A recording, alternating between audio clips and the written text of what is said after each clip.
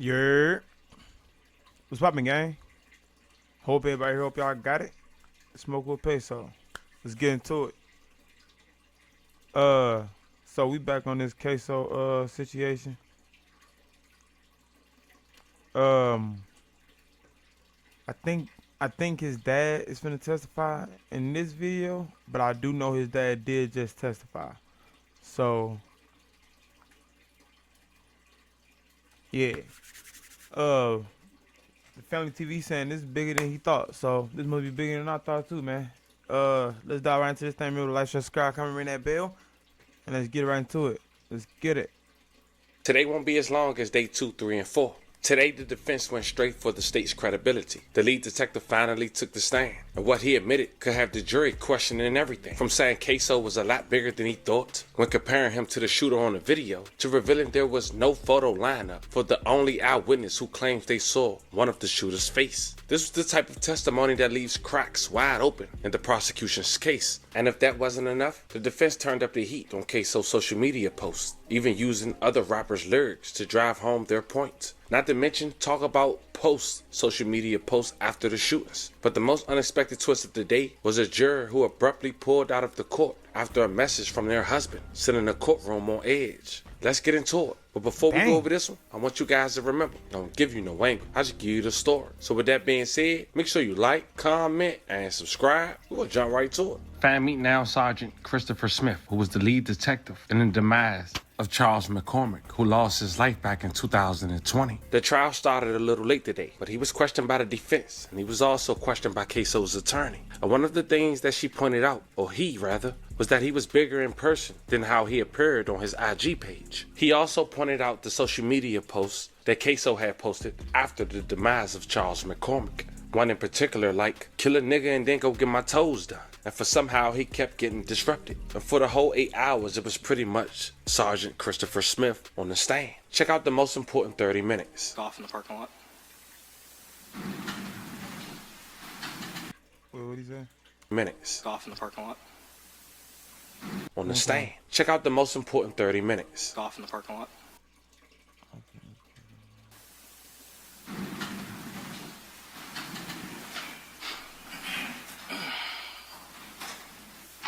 After you finished your initial investigation and kind of walked through the Merrill Road shopping plaza, where did you go next? After that, we went to the crash location of the Nissan Altima. When you got there, were other officers still on scene? Yes. And was the search for the occupants of that Nissan Altima still in progress? Yes. Did that include the Jacksonville Sheriff's Office aerial unit, a helicopter also being routed through that area? Yes. Was there any type of alert sent out to the citizens in the surrounding area? Yes, the Jacksonville Sheriff's Office sent out a kind of emergency text with a brief description of the suspect. Now, in addition to officers looking for the occupants of that Nissan Altima, were other detectives investigating an active burglary to a home just down the street? Yes. Specifically at 1033 Townsend Boulevard? Yes. And that was down from where that Nissan Altima had crashed? That's correct. Who was the reported victim of the burglary to Townsend Boulevard home? Barbara Buckley. And who was the lead detective assigned to that investigation? Detective Richardson. Now, based on the location of her home and the time frame of when that crime took place, did you believe it was possibly connected to your murder investigation? Yes. And with that in mind, did you and Detective Richardson stay in touch and kind of work the case together? Yes. Were you able to determine who owned the Nissan Altima? Yes. And who was that? It was registered to an Ever Gooch Merritt. She has since passed away. I talked to her son-in-law. Were you able to rule her and her family out as suspects in this case? Yes. How so? The vehicle had been stolen in November of 2019. And that was reported? Yes. Because that Nissan Altima was on Townsend Boulevard, did you request additional crime scene detectives to arrive to assist with documenting that and collecting any potential evidence once it could be removed from the scene? Yes, the vehicle was sealed and towed to our evidence warehouse. where I later obtained a search warrant for it. Now, did you, as well as crime scene detectives, participate in the search of that vehicle after you had the warrant? Yes.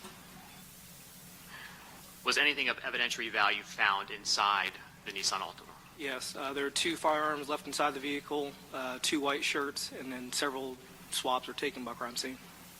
Right, so did you request DNA swabs from the Nissan Altima, Yes. including the interior? Yes. Did you request that that Nissan Altima, the car itself, be processed for any potential prints? Yeah. Yes. Were there any prints of value found on the exterior of the Nissan Altima? He look like he is not there all the way, or like he don't want to be there for real, and he just like, I'm already on the board to go into that. I'm just do it. I don't know, but he just looked like he do not want to be there. Like he like you know, I didn't. Yeah, my bad. Yeah. Yep. Yep. Imagine if I just sat here all day like, yep. Yep. Nope. Were any prints of value found on the interior of the vehicle itself? No. Did you request any additional testing be done for any of the items you just mentioned that were collected inside the Nissan Altima? Yes, the firearms were sent off for latent prints as well as DNA. Whoa, so they don't got fingerprints? I thought they had they fingerprints in the car. I think that's gonna be a game changer in this Swabs, case. the shirts. But I remember, if Ksoo beat this trial, if he beat this case, he gotta go stand trial again for the other. You know what I'm saying? Eventually went to FDLE for DNA testing, and then I sent several swabs for DNA testing as well.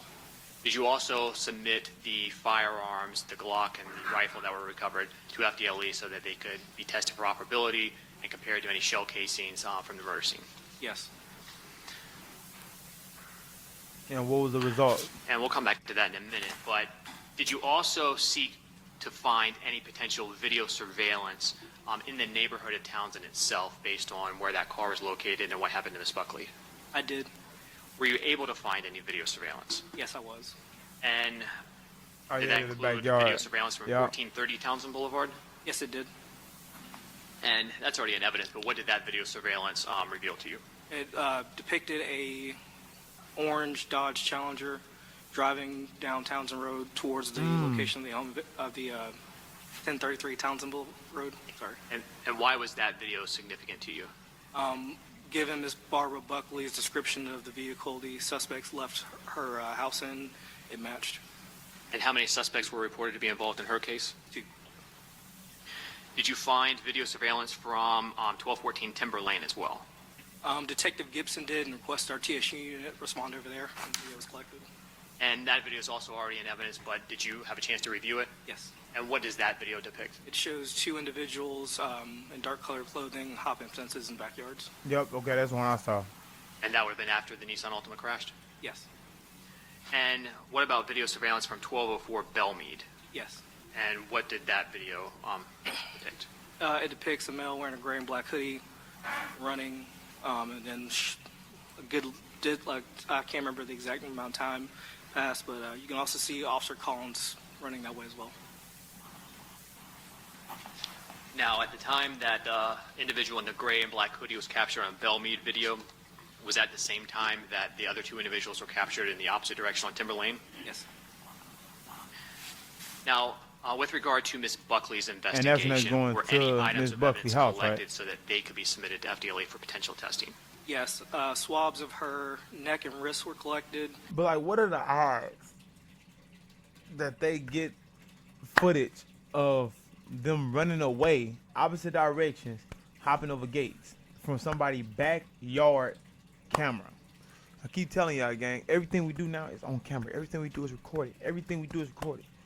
It's not just when you doing what I do and what big streamers and big YouTubers do, man. It ain't, nah. Cause I know I got cameras on all around my house. So you pass my house, you on camera. I can tell you that right now. If you pass my house right now, you was on camera like 4 times. Like 4 times. Oh my mama. And her clothing as well. And was that submitted to FDLA for potential DNA testing? Yes. While waiting on those results, was Ms. Buckley that same day able to provide any information, description that assisted in identifying any potential suspects that day? She was. Right. And briefly, what was she able to provide that assisted in that? She described a tattoo on one of the suspect's arm. The Said 1993. 1993. Believe Detective Richardson conferred with our crime analyst unit and located a male matching that description. A photo spread was made from there. So based on the location and the specific tattoo, Yes, the general characteristics, was that photo spread presented to Ms. Buckley? it was. And were you made aware of the results of that photo spread? Yes, she picked out Dominique Barner as a suspect who entered her home that day. And based on that, was an arrest warrant for Dominique Barner obtained that same day? It was. And was Dominique Barner arrested on that arrest warrant on January 15, 2020 in the evening? He was, along with Janera Smith. When Dominique Barner was taken into custody on January 15, 2020, did you observe any tattoos on his body matching the description that Ms. Buckley provided? I did. And were those tattoos documented? Yes, a crime scene detective responded and photographed him. Your Honor, may I approach again? Yes. I'm just curious on when my boy cut his hair off. He had her in interrogations. The detective. Swear to God, if you go look back at the interrogations, this detective had her. This case stressed him out that much. My boy. Like, this is a good angle, too. Oh, my God, his head turned to the side. This is a really good angle. The back of his head look like. I ain't got none of that reputation. It look like the mic. That's what it look like the mic. Z, 8A, and 8B. And tell me.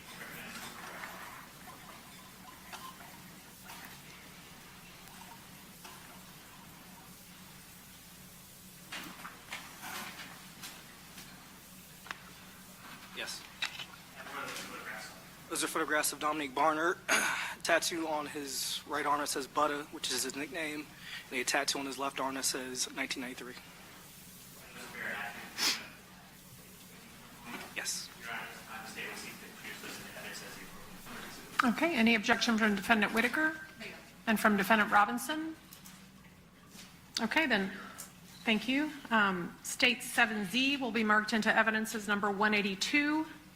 8A will be marked into evidence as 183, and 8B will be marked into evidence as 184. May I publish, Judge? Yes. Detective, or Sergeant, excuse me, I'm showing you states 182. Who's depicted in that photograph? Dominique Barner. States 183, is that his right forearm? Yes. And then states 184. Yes. That's his left arm, shows 1993.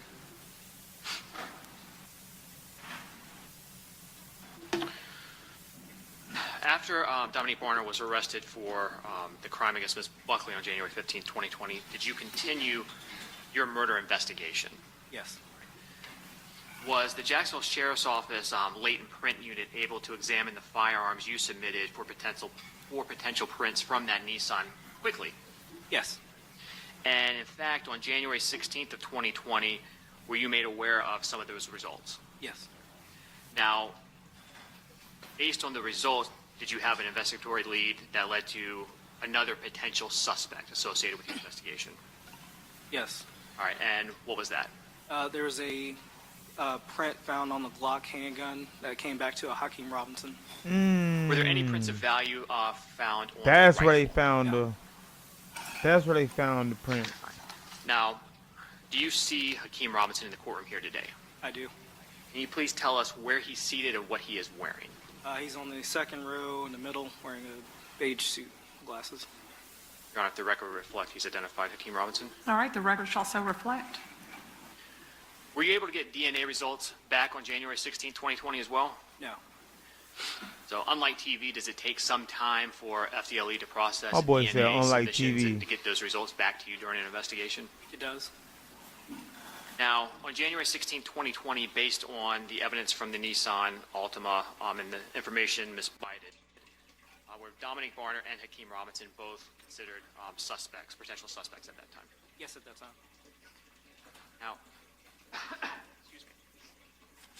In March of 2020, did you learn from FDLE that some of the DNA testing that had been requested in Ms. Buckley's investigation, the swabs for her neck and wrist and the clothing, if that testing had been completed? Yes, Was Dominique Barner's DNA found on any of those items? it was. And was there any other DNA identified that provided you with another lead to a potential suspect? Yes, there's DNA that linked back to Leroy Whitaker. Damn. And where was that recovered from? Do you recall? Her pants. Based on Leroy Whitaker's DNA found on Ms. Buckley's pants, was an arrest warrant obtained for Leroy Whitaker in relation to Ms. Buckley's crime? Yes. And when was Leroy Whitaker arrested on that arrest warrant? It was April 6th of 2020, Where was Leroy Whitaker located when he was detained on that? East Point, Georgia. And so did the East Point Police Department detain him and serve that warrant for the Jacksonville Sheriff's Office? Yes. My boy was Was gone. anyone else with Leroy Whitaker when that arrest warrant was served on him? Yes. All right, who was with them?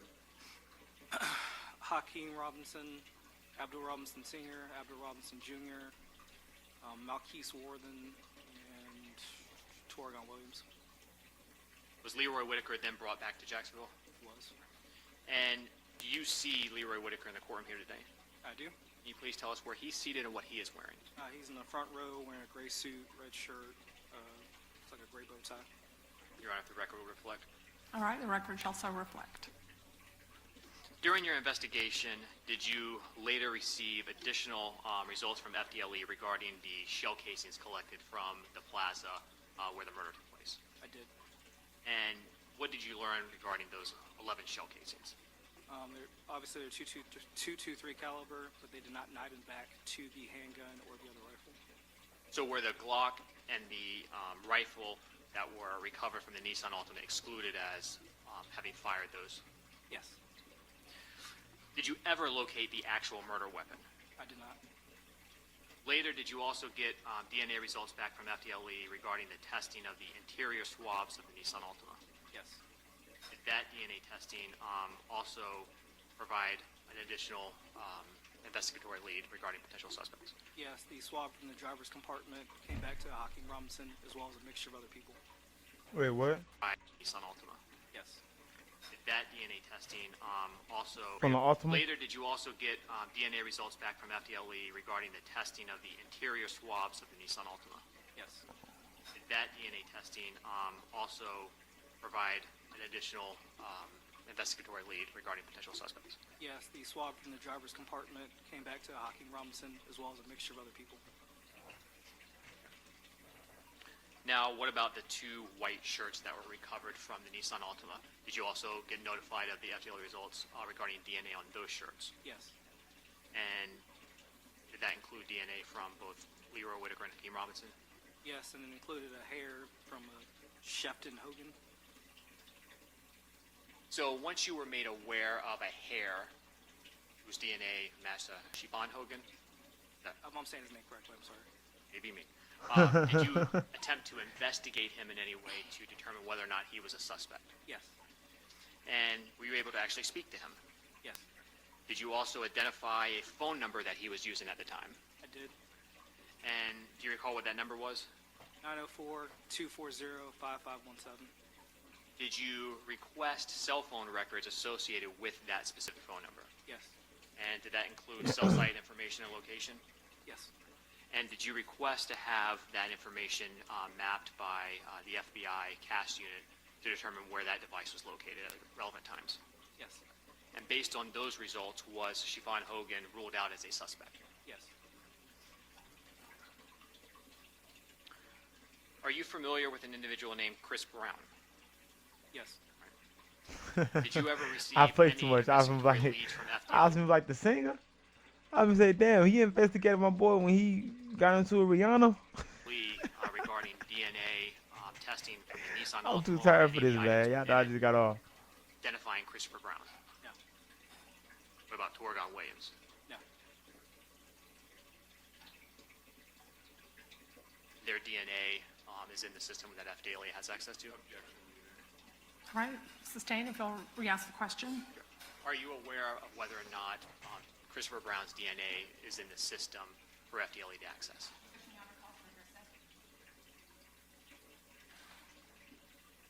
Not that question, overruled.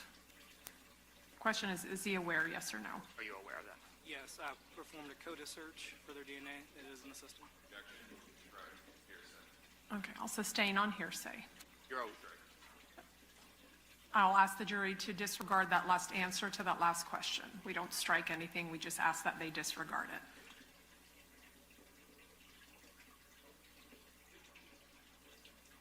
Sorry, Jay.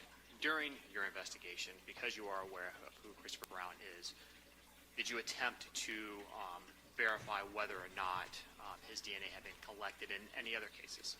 Yes, Okay. And had that been done? I have been. And were you, again, just to be clear, did FDLE ever submit to you any investigatory leads regarding DNA recovered from the Nissan Altima or any of the items inside matching Christopher Brown? No. And the same for Torgon Williams? No, yeah. During your investigation, did you also attempt to identify social media accounts that belonged to Hakeem Robinson? Yes. Did you find any? Yes. And do you recall what his Instagram account was? It's Ksoo 23X. Were you able to view some of the content on that Instagram account very early on in your investigation? Yes. Very early on, day of and the days leading after McCormick's murder, did you see anything that you believe to be relevant to your investigation posted to that account? Yes. We're gonna stop it right there, man. We're gonna stop it right there. We're gonna we're at 19, 10. We're gonna pick back up on this tomorrow. Not gonna lie, I told y'all we covering this whole case, man. I forgot to do the reaction with his dad. I thought this was gonna be his dad, but it's not. It's not gonna be his dad at all. It's just the detective that got them all. Nah, man. I don't know. I ain't know. I was finna say I ain't know the DNA wasn't found in the car, but then again, DNA got found in the car, and guess who the DNA matched? Leroy. Like, come on, gang. Like, oh man, they killing me, Petey. Man, I keep saying, man, he gonna come home, bro. Gonna come home. He gonna come home, drop a hot mixtape. It ain't looking like you come home, gang. I'm not gonna lie to you. It's not looking like that. It's not looking like you finna come home. It's looking like y'all finna go bye-bye and your boy Butter and your dad Blue and sent y'all up the road. But I am gonna do a reaction on his dad testifying. I am gonna do a reaction on that. So just be on the lookout for that. And we done, man. I'll catch y'all on the next one. Be on the lookout, stay tuned, stay subscribed. Remember to like, share, comment, and I'll catch y'all on the next one. We gone. You dig?